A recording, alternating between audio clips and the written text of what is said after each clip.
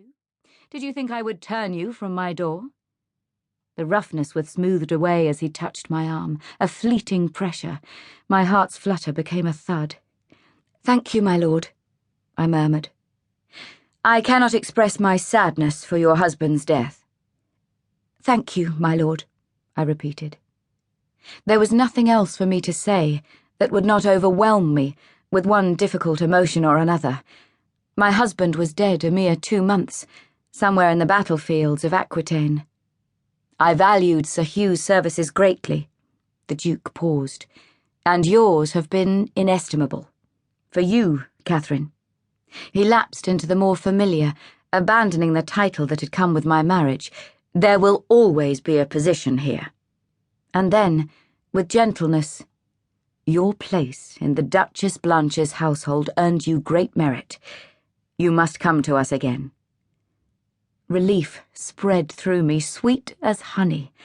I sighed, imperceptibly.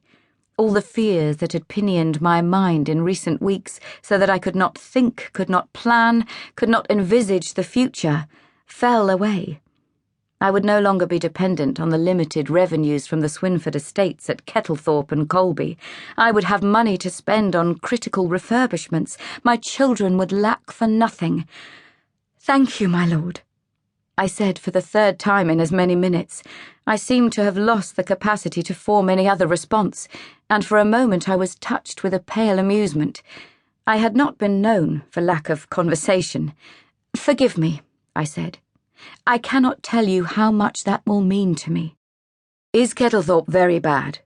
he asked. He knew my situation. "You have no idea, my lord."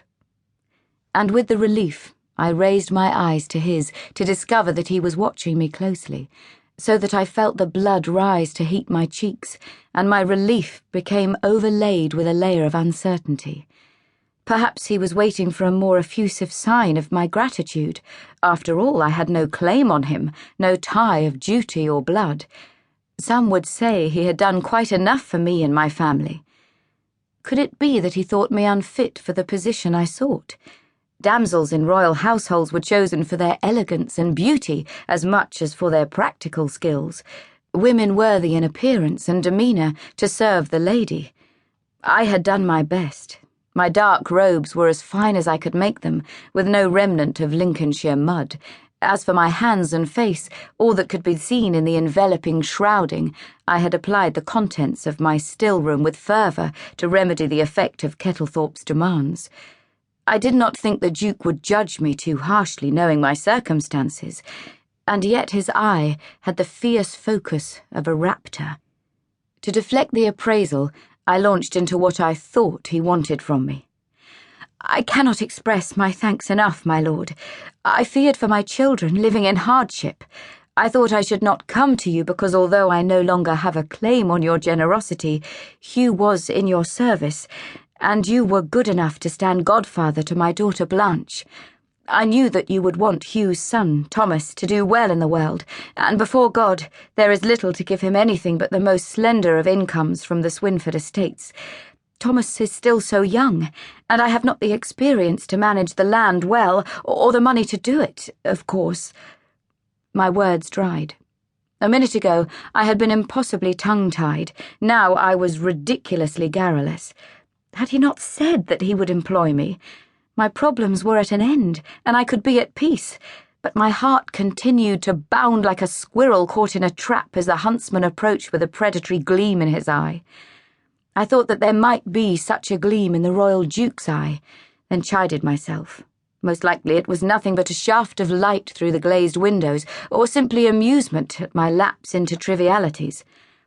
"Forgive me, my lord," I found myself saying yet again. His reply was plain. "You have asked pardon enough, my lady. You did right to come to me. I will arrange that you take up a position as a damsel in my wife's household." He hesitated, the pause drawing out to fill the room. There was no doubt that he was frowning. Apprehension built again, a wad of sheep's wool to dry my throat. "No," he said. The harshness of his tone unnerved me.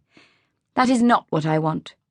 And stretching out a hand towards me, he added, "I had forgotten how very